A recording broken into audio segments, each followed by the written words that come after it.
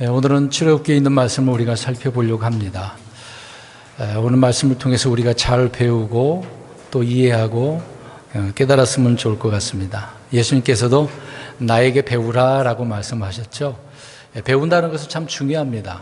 우리 그리스도인들이 많은 부분에 있어서 성경을 알아야 되는 거죠. 성경을 알지 못하면 하나님을 바르게 섬길 수가 없습니다.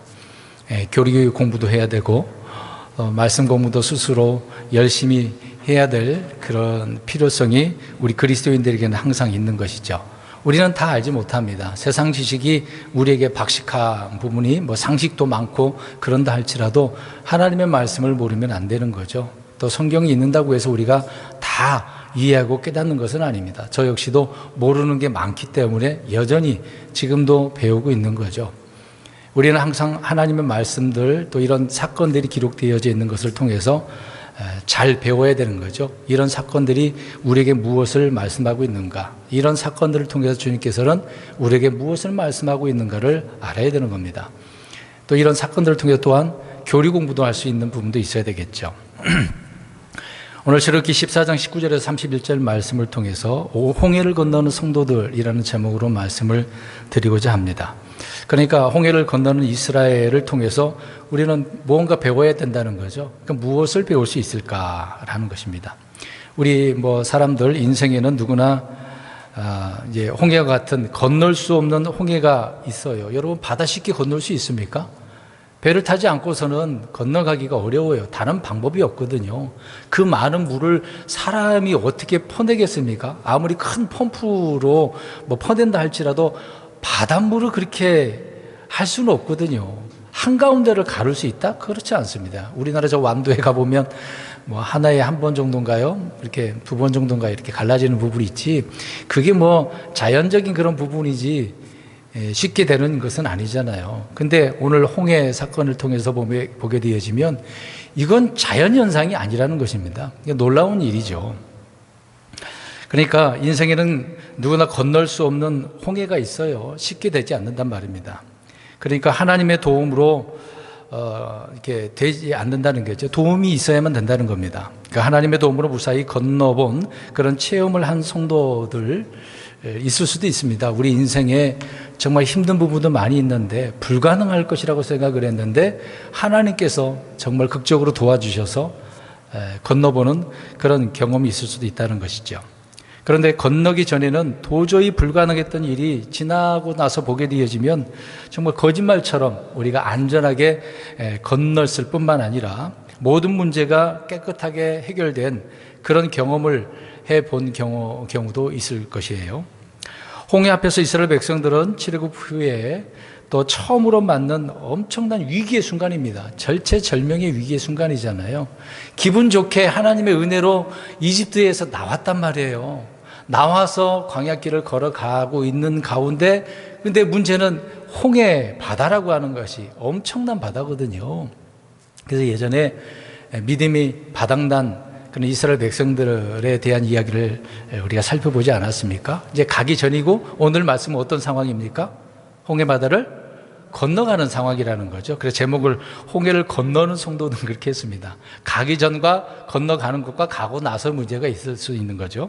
그래서 건너가는 그런 상황을 지금 말씀을 드리고 있는 건데 근데 이 상황이 위기의 순간이잖아요. 하나님의 도움이 아니면 건너갈 수 있습니까? 없습니까?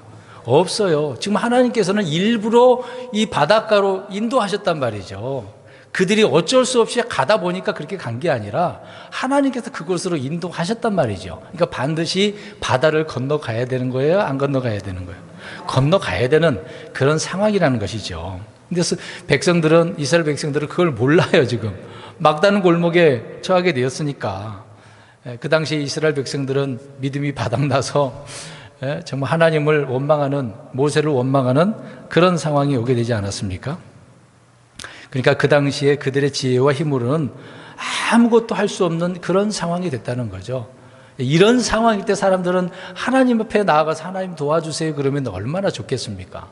근데 사람들은 대부분 그런 게 아니라 원망부터 나와요. 불평부터 나오고 내게 왜 이런 시련을 주십니까? 라고 하게 되어지는 거죠. 오늘 이스라엘 백성들이 할 수 있는 방법이 무엇이 있었겠습니까? 아무것도 없는 거거든요. 그때 생각해 보세요. 우리가 지금의 입장에서 우리 이렇게 생각할 수 있을 거예요. 만약에 내가 그런 상황이라고 한다면 도저히 안 되는 불가능한 상황이니까 파라오에게 항복하자, 이런 생각할 수 있잖아요. 우리 이스라엘 백성들이 광야 그 40년의 그 내용들을 살펴보면 항상 계속해서 힘들 때마다 어떻게 하려고 그랬어요? 이집트로 돌아가려고. 거기 뭐 비록 노예지만 종살이 하겠지만 먹고 사는 문제는 어려움이 없었잖아요. 뭐 시키는 일만 잘하면 먹고 살 수 있으니까. 그래서 돌아가려 했던 부분을 보게 되어집니다. 그러니까 파라오에게 그런 상황에서 항복하자라고 하는 생각이 있을 수도 있는 것이고, 아니면 모세와 아론을 죽여서 파라오에게 갖다 바치고 용서를 구하자, 뭐 그런 생각하는 사람도 있을 수도 있겠죠. 그 다음에 세 번째로는 최후의 한 사람까지 싸우다가 죽자, 그런 사람도 있을 수도 있는 거잖아요. 네 번째, 다시 옛 생활로 돌아가서 비참한 종살이를 하느니 차라리 바다에 뛰어들어서 죽자, 그렇게 생각하는 사람도 있을 수도 있겠죠. 그 다음에 다섯 번째로, 일단 항복은 하고 나중에 후일을 도모하자, 다시 이집트에서 나오자, 그런 생각하는 사람도 있겠죠. 근데 가장 사람들이 쉽게 생각할 수 있는 일은 첫 번째로 말씀드렸던 파라오에게 어떻게 하자? 항복하자 라고 하는 그런 부분이 아마 클 것입니다. 그러나 모세를 통해서 하나님의 말씀을 이스라엘 백성들이 듣죠. 그래서 그들이 그 말씀을 듣고 믿음을 가지는 겁니다. 믿음이 바닥난 상황에서 모세를 통해서 들려오는 하나님의 말씀은 정말 기적 같은 거예요. 놀라운 거 아닙니까? 여러분들이 그런 상황에서 하나님의 그 약속의 말씀, 위로의 말씀, 소망의 말씀이 딱 주어진다고 생각해 보세요. 갑자기 생각지도 못했던 하나님 말씀이 떠올라서 힘을 얻는 경우가 있지 않습니까? 그러니까 말씀은 기적같이 그런 상황에 있는 사람 두려움이 사라지게 되어지고 또 마음을 진정시키는 위력이 있지 않습니까? 하나님 말씀이요.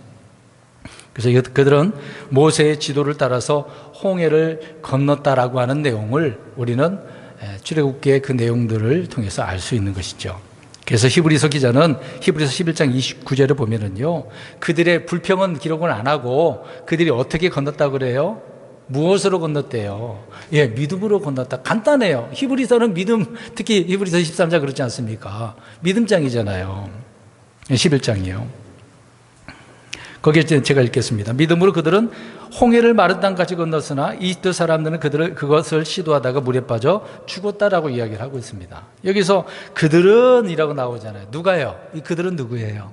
이스라엘 사람들이죠. 믿음으로 건넜다고 이야기합니다. 우리가 출애굽기 보면은 이건 믿음의 사람 맞아? 라고 그렇게 생각할 수 있겠습니다만은 히브리서 기자는 믿음으로 건넜다고 이야기하고 있습니다. 그러니까 홍해를 건널 수 있었다라고 하는 것은 무엇으로요? 믿음으로. 믿음이었다는 겁니다. 위기의 순간에 우리를 건질 수 있는 것은 하나님의 종을 통해서 들려오는, 그러니까 모세를 통해서 들려오는 하나님의 말씀으로 믿음을 가지는 것밖에 없다는 사실을 깨닫는 거죠. 오늘 이 사건을 통해서 우리가 믿음을 가져야 되는 겁니다. 지금 위기의 순간에 바다를 건너야 되는데 그냥은 못 건너는 거예요. 여러분, 물론 뒤에 내용들 보면 하나님께서 밤새도록 바람 불려갖고 벽을 이루어서 건너가게, 마른 땅으로 건너가게 했다고 나오잖아요. 근데 건너가다가 순식간에 이 바닷물이 나한테 밀쳐오는 거 아니야? 그런 두려움도 있을 수 있는 거 아닙니까? 많은 두려움이 있어요. 지금 뒤에는 누가 있는 건데요? 이집트 파라오 군대들이, 이집트 사람들과 군대들이 몰려오고 있지 않습니까? 근데 건너는 입장인데 바다를 바라보면 두렵죠. 여러분, 베드로 생각해 보세요. 예수님께서 물 위를 걸어오셨을 때 예수님 볼 때는 바다 위를 어떻게 했습니까? 걸어갔잖아요. 근데 물에 빠진 이유는 뭐예요? 믿지 바다를 바라보니까, 풍랑을 보니까 주님을 안 바라보니 그런 상황이 되는 거죠. 그러니까 믿음을 가지는 것밖에 없다라고 하는 겁니다.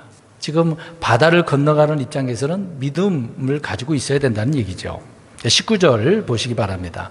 출애굽기 14장 19절 보니까 희한한 말씀이 기록되어져 있네요. 그러니까 이스라엘 진영 앞에 항상 누가 있었다라고 표현하고 있습니까? 하나님의 천사, 우리 주님이시죠. 네. 주님이 항상 앞서서 가신다고 그랬습니다. 그러니까 천사가 또 앞서서 가고 있는데 천사가 지금 어디로 가버렸어요? 19절을 잘 보세요. 뒤로 가버렸네요. 앞으로 가다가 뒤로 갔어요. 왜요? 지금 이스라엘은 어떤 상황입니까?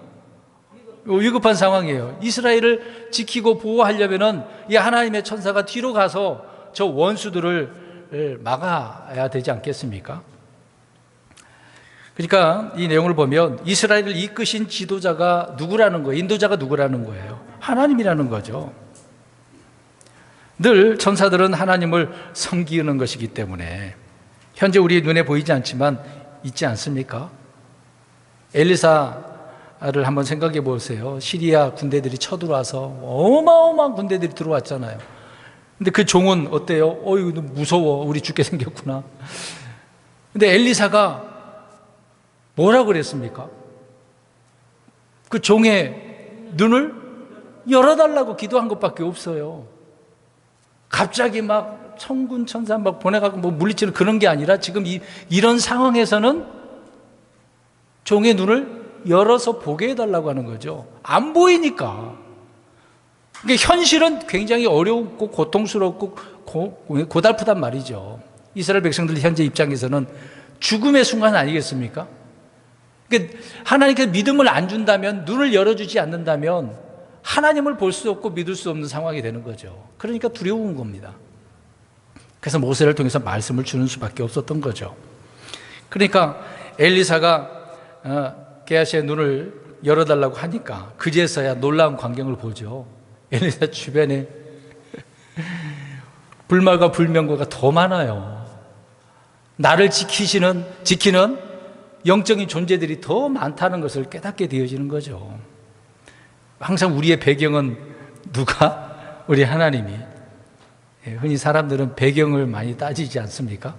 사회적 배경, 내 어떤 환경의 배경, 우리는 그런 의미는 우리에게는 아무 의미가 없습니다. 하나님이 먼저죠. 말씀드린 것처럼 하나님의 천사, 우리 예수님을 말하고 예표하고 있는 것입니다. 이 하나님의 천사가 뒤로 가서 그들을 보호하고 있다라는 것을 보게 되어지는 거죠. 이스라엘 백성들이 믿음을 지녔을 때 그들 앞에 앞서가던 구름 기둥은 즉시 뒤로 또 옮겨지게 되어집니다. 그래서 이스라엘 진영과 저 파라오의 그 진영 그 사이에 있게 되어지죠. 그 사이에서 어떤 일을 하게 되어집니까? 19절, 20절에도 나와 있습니다만은 빛과 어둠으로 나눠지게 되는 거죠. 이스라엘 진영에는 빛이 있고 저 파라오 진영에는요. 흑암 그러면 여러분 우리가 흔히 밤에 지금 달이 있으니까 우리는 그나마 좀 보고 살지요. 불빛이 있으니까. 지금 이 상황에는 그들에게는 빛이 있어요, 없어요? 없어요. 한 치 앞도 갈 수 없, 한 걸음도 제대로 걸을 수 없는 그런 상황입니다.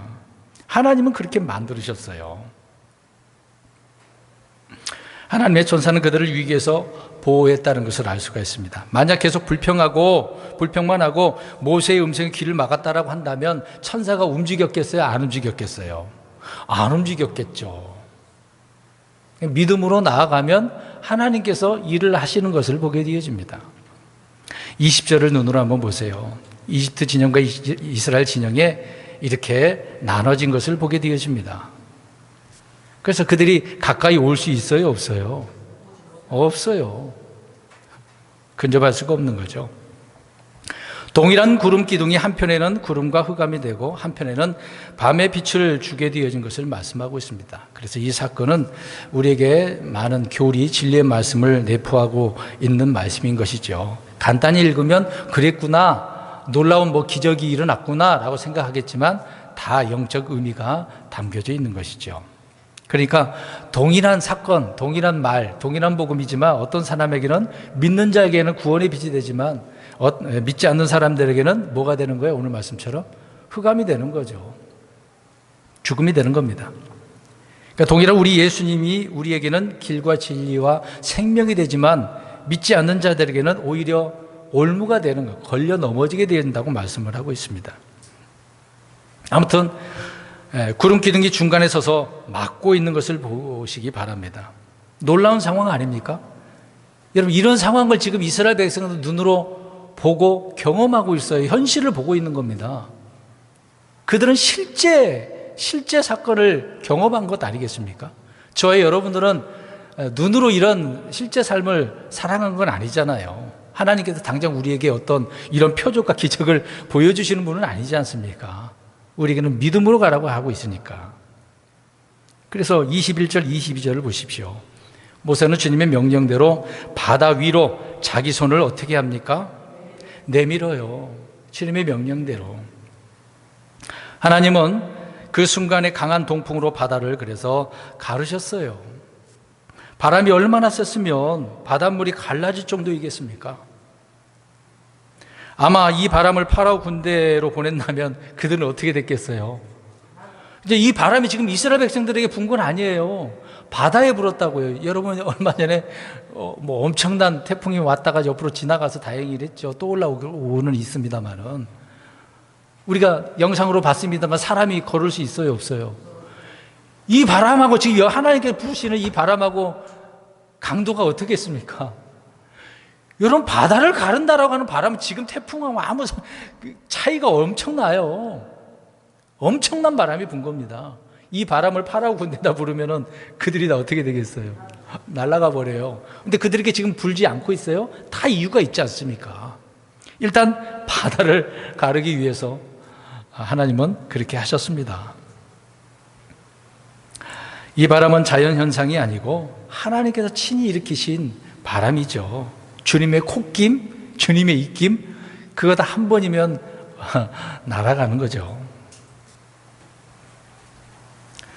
여러분, 이런 자연 속에서 우리가 감탄한 경우가 많이 있잖아요. 근데 이 장면을 보면 정말 놀라워요. 어떻게 이렇게 할 수 있을까? 근데 하나님이시니까 하는 거죠. 그런데 우리는 이런 하나님을 우리 나의 주고 아버지고 목자이고 친구고 그렇게 생각하고 있지 않습니까? 그렇게 부르면서 작은 문제 앞에서는 늘 절망한다는 게 문제인 겁니다. 크신 하나님은 안 보고 이게 자잘한 문제점만 보다 보니까 늘 절망하고 불평하고 낙담하고 시리에 빠져 너무 못 살겠다, 죽어야 되겠다, 한심한 거죠. 사실상 하나님 앞에 부끄러운 것입니다. 사람들은 흔히 자기 문제 외에는 아무것도 보지 못하는 경우가 그래서 많아요. 그러다 보니까 평소에는 신앙생활을 잘 하는데 정작 믿음이 필요할 때는요, 전혀 믿음이 발견되지 못하는 그런 나 자신을 보게 되어집니다. 몸이 아프든 돈이 안 벌리든 빚을 지든 간에 또 부부간에 문제가 생기든 간에 자녀의 문제가 있든 간에 또 사람들 관계 문제도 많이 있지 않습니까? 그런 상황일 때 문제를 해결할 수 있는 주님이 보여야 되는데 그 주님이 안 보인다는 사실, 나 자신의 믿음의 결여 문제가 아니겠습니까? 오늘 14장에서 이 내용을 한번 보자는 거죠. 홍해를 건너는 이스라엘 백성들, 그냥 건넜다라고 이제 짤막하게 나오는 부분이지만 내가 그 입장에 있다고 생각해 보세요. 많은 생각이 교차할걸요. 다시 21절, 22절을 보시기 바랍니다. 말씀드린 것처럼 영적 교훈뿐만 아니라 교리적인 의미가 있는데, 이것은 이스라엘 백성들이 침례를 받는 것이다라고 고린도서에 기록을 하고 있는 거죠. 이스라엘 백성들은 민족적으로 침례를 받는 부분이기 때문에 그렇습니다. 그러니까 그들은 이 바다를 건너가는 상황이지만 죽은 거예요. 여러분, 침례의 의미가 무엇입니까?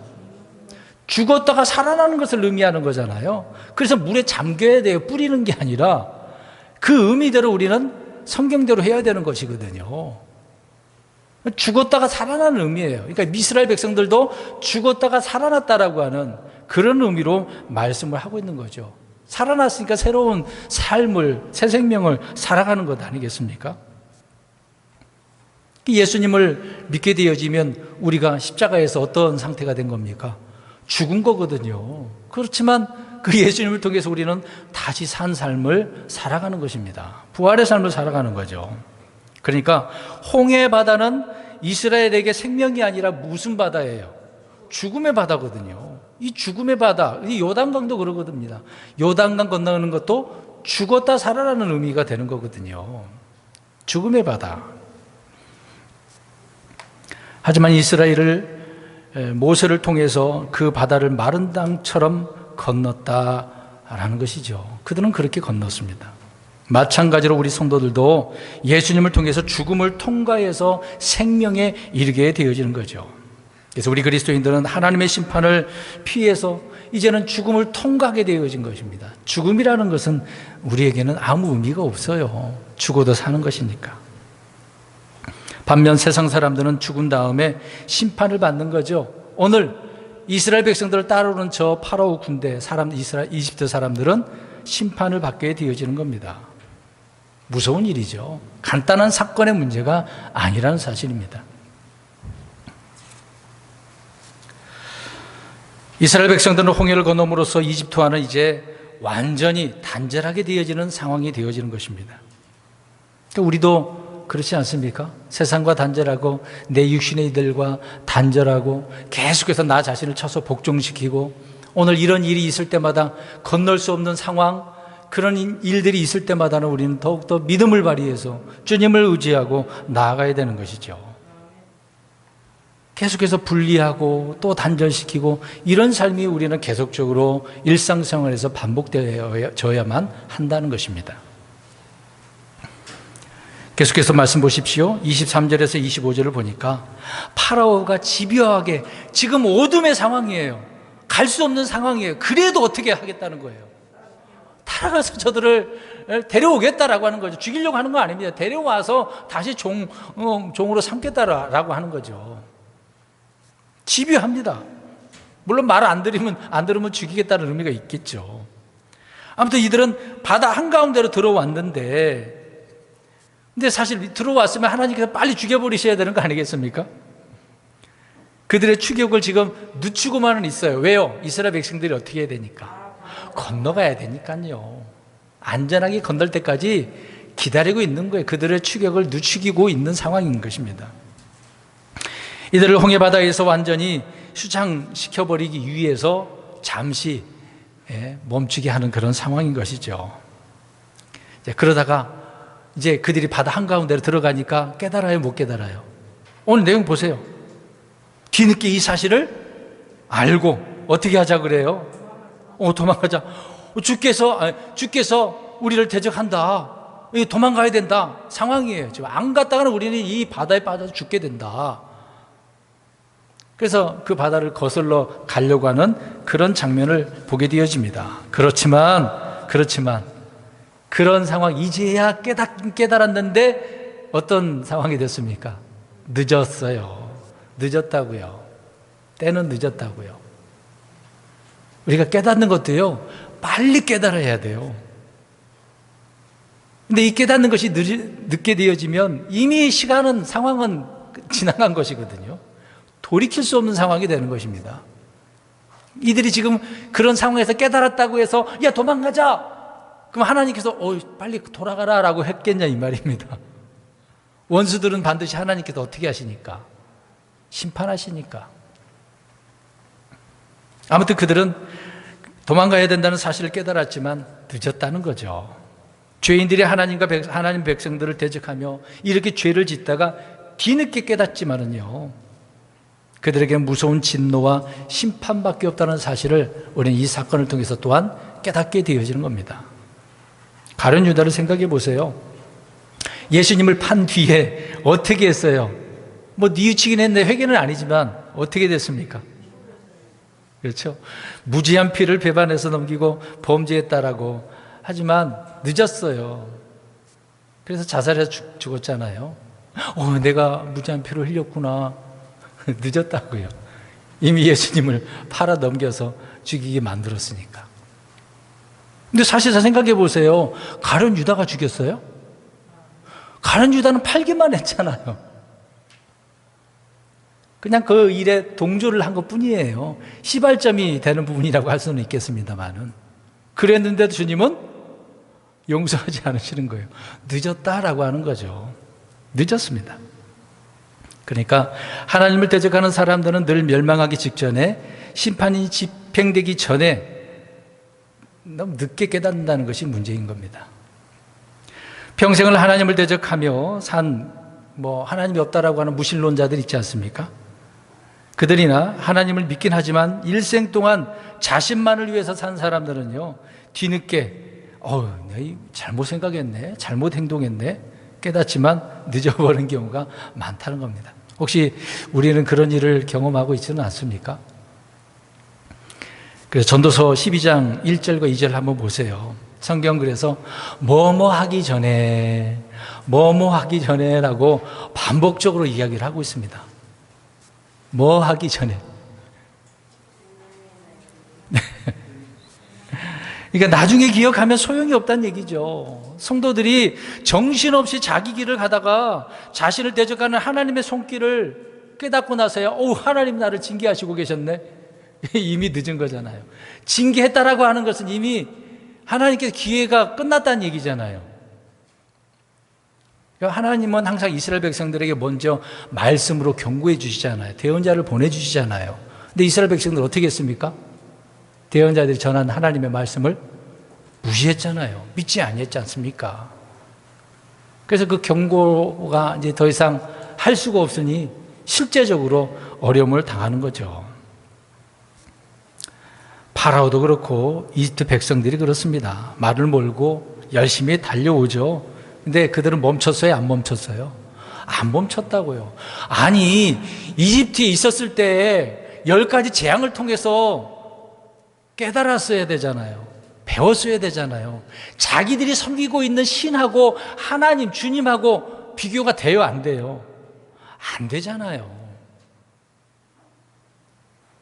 깨달았어야 되잖아요. 파라오가 지혜 있는 사람이에요? 그렇진 않아요. 어리석은 자죠. 자기 장자까지 죽었는데 깨달아야 되는 거 아닙니까? 자기 아들만 죽었나요? 이집트에 첫째로 태어난 장자는 다 죽었다고 나오잖아요. 사람만 죽었습니까? 짐승도 죽었어요. 아니, 이거는 자연현상이 아니잖아요. 질병 때문에 죽었을까요? 코로나 걸려서 죽었나? 성경은 이제 패스트라고 나오는데. 아니거든요. 깨달았어야 돼요. 그러면 추격하면서도 그 두려운 하나님을 생각하고 멈췄어야 되는데, 그러니까 주님을 믿지 않는 자들은 항상 이런 식이다라고 하는 것이죠.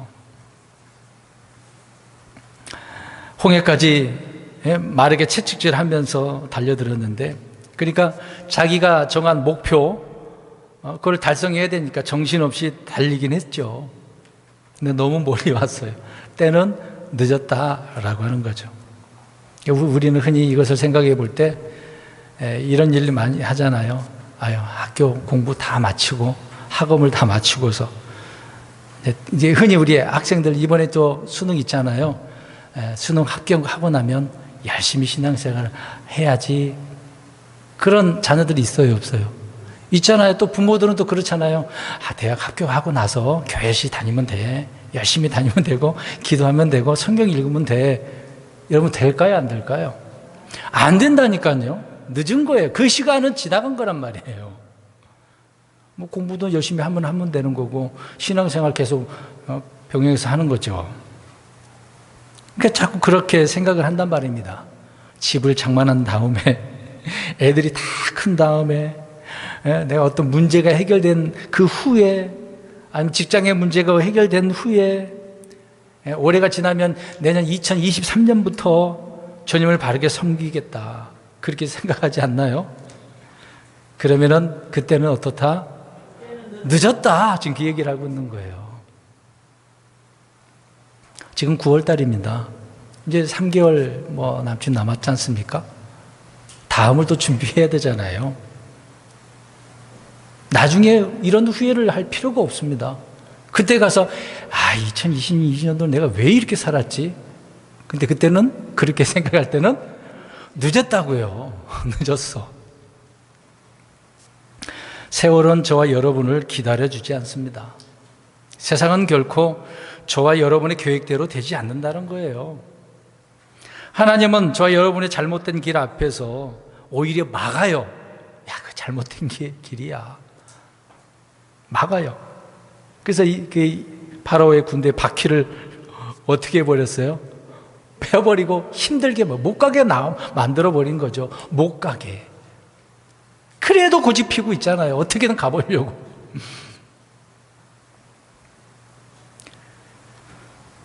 성경은 계속해서 뭐뭐 하기 전에라고 이야기를 하고 있습니다. 그러나 이미 어둠의 심판이 임한 후에는 소용이 없다는 거죠. 숨이 넘어간 후에, 지옥에 간 후에 소용없습니다. 홍포 입은 부자가 지옥 갔는데 저 너머로 보니까 낙원에 있는 아브라함이 보이네.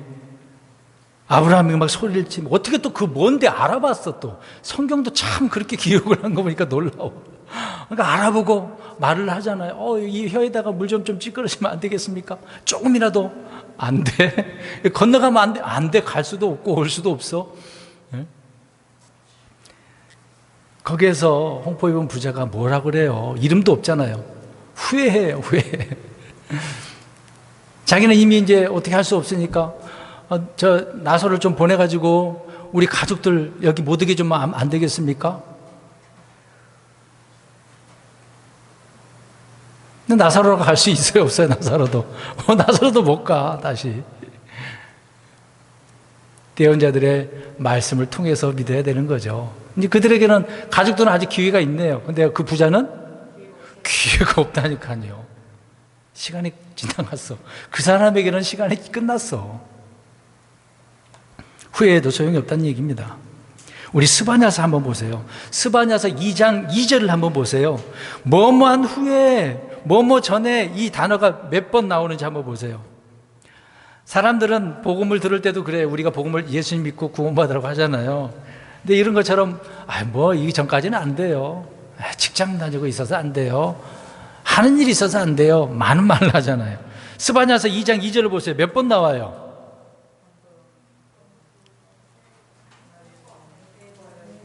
네 번이나 나와요. 네 번이나. 뭐뭐 하기 전에 돌이키라고 주님께서 말씀을 하고 있는 거예요.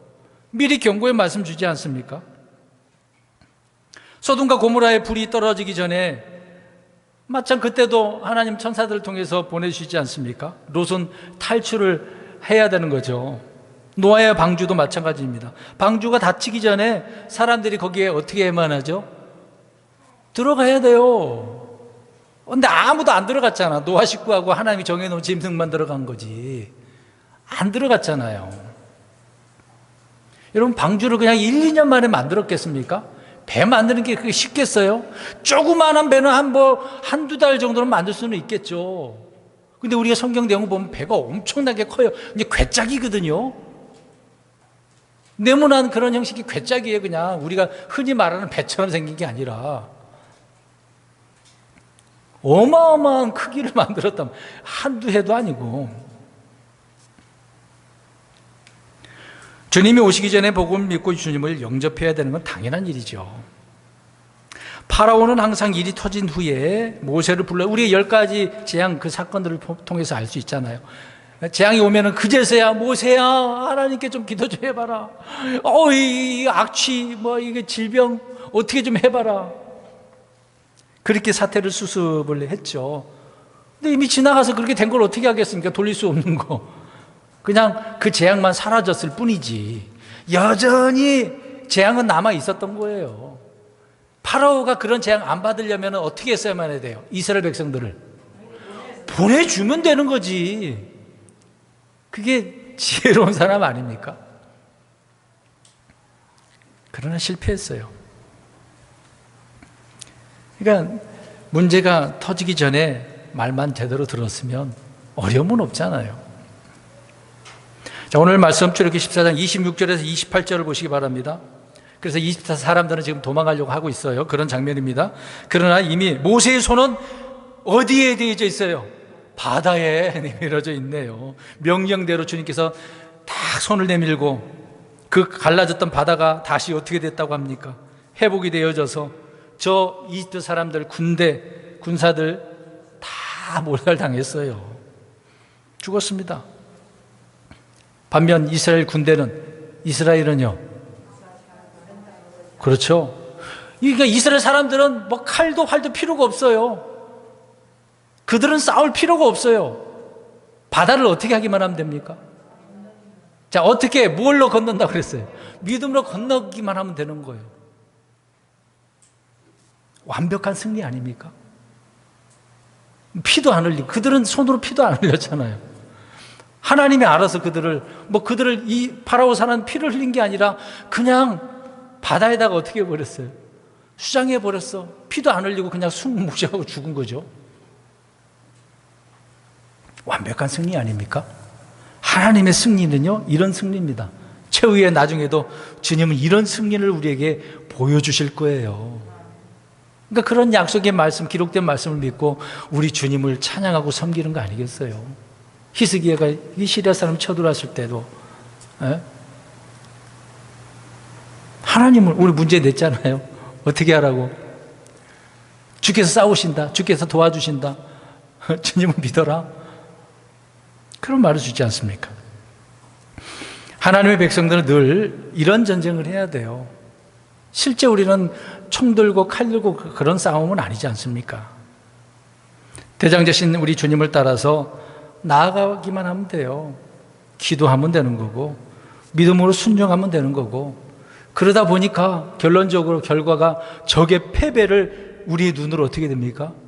보게 되는 거죠. 오늘 이스라엘 백성들이 건너서 보지 않습니까? 이런 승리의 체험이 있어야 되는 거 아닐까요? 코로나가 뭐 어쩌고, 코로나로 인해서 경제가 뭐 어쩌고, 뭐 상황은 그래요. 누구나 이런 일이 올 수 있는 거예요. 그 배후에 우리 주님의 승리를 보자고요. 29절 30절 눈으로 보시기 바랍니다. 바다 한가운데로 마른 땅으로 걸어갔던 이스라엘 백성들을 한번 잘 생각해 보세요. 뭐 전무후무한 경험을 한 거 아닙니까? 자, 이런 내용이 또 기록되어 있나요? 이런 사건이 있습니까? 한 번으로 끝났어요? 없어요. 엄청난 경험을 한 거예요. 그들이 바다를 통과했을 때 바다에 죽은 이집트 사람들의 시체가 어때요? 떠 있어. 바닷가에 있고 막 떠밀려 왔겠죠. 막 둥둥 떠 있고. 그 장면을 생각해 보세요. 원수들이 다 이렇게 죽었을 때 놀랍지 않습니까? 이들은 모두 하나님의 전능하신 능력과 무서운 심판을 목격한 거예요. 이 원수들이 죽은 거 목격한 거라고 보면 안 되고 하나님의 그 놀라운 능력, 그 무서운 심판을 본 거죠. 우리가 이걸 배우자는 얘기입니다. 현상에 드러난 그 결과만 보지 말고 하나님이 어떻게 하셔서 그 결과를 드러내셨는지를 보자는 거죠. 그러니까 성경을 읽을 때 우리는 이것을 배워야 되는 겁니다. 2022년도에 지나온 이 시간들을 이런 하나님을 경험했다고 한다면 우리 성도님들은 성공한 거예요. 이번 한 해가 은혜가 넘친 한 해가 되는 것입니다. 근데 이걸 안 보고 현실만 보면서 앞에서 말씀드린 것처럼 직장 때문에, 사업 때문에, 뭐 때문에 그러면 실패한 거는 다름없는 거예요.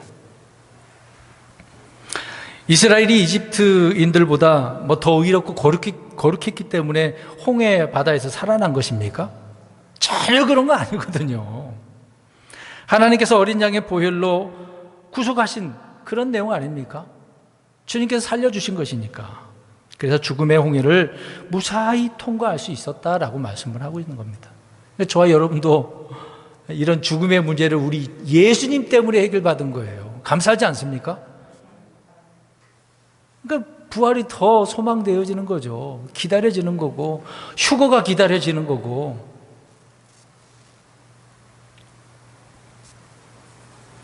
어떻게 보면 이스라엘 백성들은 다 죽은 거나 마찬가지죠. 이들이 바닷가에 섰다라고 했어요. 그러니까 죽음의 바다를 건넜으니까 살아난 거예요, 안 살아난 거예요? 살아난 거잖아요. 그러니까 부활을 예표하고 있는 내용이죠. 성도들이 예수 그리스도를 믿고 나서 사는 삶이 바로 모두 죽음에서 일어난 부활의 삶이라는 겁니다. 지금 저와 여러분 부활의 삶이에요. 우리 아까쯤에 부활 찬송 부르지 않았습니까? 기뻐 찬송하세 주님 부활했네. 왜요? 주님의 부활이 내 부활이니까. 그래서 우리는 지금 부활의 삶을 살고 있어요. 새로운 생명의 삶을 살고 있어요. 힘든 삶이 아니라고요. 생각이, 믿음이 달라져야 돼. 말도 달라져야 되고 행동도 달라져야 되고. 이게 성경대로 믿는 사람 아닙니까? 지식만 채우는 게 문제가 아니라 그 지식의 말씀을 삶 속에서 경험하면은요, 열매가 하나 맺을 거 10개 맺고 100개 맺고 1000개를 맺는 거예요. 포도송이가 하나만 있나요? 하나만 있나요? 주렁주렁 거기에 열려져 있잖아요. 열매가 그렇게 돼야 돼요. 부활의 열매가 얼마나 놀라운데. 예수님께서 그 1000열매나 죽으셨지만 그 열매 하나로 끝났나요? 더 많은 수확 열매가 있게 되었다라고 말씀하고 있지 않습니까? 그러니까 저희 여러분들이 열매들 중에 하나예요. 물론 열매는 하나라고 하지만 우리가 그런 열매입니다. 마지막 31절 보시기 바랍니다. 이스라엘은 모두 이렇게 표적을 통해서 믿는 것이 이제 그들에게는 어떤 전통이 됐겠죠. 역사가 됐겠죠. 그래서 그들은 늘 표적을 구했다라고 이야기를 하고 있습니다. 예수님의 제자들 역시도 그런 부분이 있는 거죠. 늘 그래서 이런 표적을 보고 살려고 하는 거. 그래서 큰 일들을 보았다. 보고서 그분과 주님과 모세를 어떻게 했대요? 믿었다. 보고서 믿은 거잖아요. 보고서. 이스라엘 백성들은 항상 그런 식이었던 거예요. 그러니까 믿음이 어떻게 보면 성숙하지 못한 거예요. 안 보여주면 어떻게 하는 거죠? 안 믿은 거예요. 그럼 저와 여러분 어떻습니까? 하나님께서 우리에게 뭔가 내 기도 응답을 안 해주면 하나님 안 계신 겁니까? 그런 거 아니잖아요. 내 기도를 들어주든 안 들어주든 하나님은 하나님이시고 여전히 살아계시고 능력의 주님이시죠. 그 주님을 우리는 믿지 않지만, 보이지 않지만 믿는 거죠. 보이지 않는 주님을 믿는 겁니다. 보이지 않는 하나님 말씀, 기록된 말씀을 믿는 거잖아요. 이 말씀들을 통해서 나를 믿으라. 놀랍지 않나요? 여기 계신 분들도 기적을 경험하고 사는 거예요. 아니, 주님을 보지도 않았는데 성경만 읽으면 믿게 되어져. 감사하지 않습니까? 성경 읽을 때 안 믿어지고 의심하게 되어지면 그 문제가 있는 거예요. 읽으면 읽을수록 와, 우리 하나님 이런 하나님이었어? 물 위를 걸으셨다고? 여리고 성벽이 무너졌다고? 나중에 구름 타고 올라가셨지만 구름 타고 다시 내려오신다고? 많은 내용들이 나와 있어요. 그런 주님을 기록된 대로 믿고 있는 기적을 우리가 살고 있는 거죠. 믿어진다는 사실 자체가 기적 아닙니까? 예수님 믿었다라고 하는 사실이 기적 아닌가요? 저의 여러분에게? 이거 엄청난 기적이거든요. 성도들은 보았음으로 믿는 것이 아니라 믿음으로 보아야 된다고 이야기하고 있습니다. 하나님이 우리에게 주시는 이런 체험, 경험들은 믿음을 돋고 주를 두려워하고 말씀을 믿게 하기 위해서, 확신을 주기 위해서인 것이죠. 우리는 홍해를 마른 땅처럼 건넌 믿음을 가져야 되는 것입니다. 여러분 생각해 보세요. 뒤에는 파라오가 추적하고 앞에는 홍해가 있고 엄청난 어려운 처지가 아니겠습니까? 여러분, 그런 상황에서 우리가 홍해를 사실 우리가 가를 일도 없잖아요. 하나님께서는요.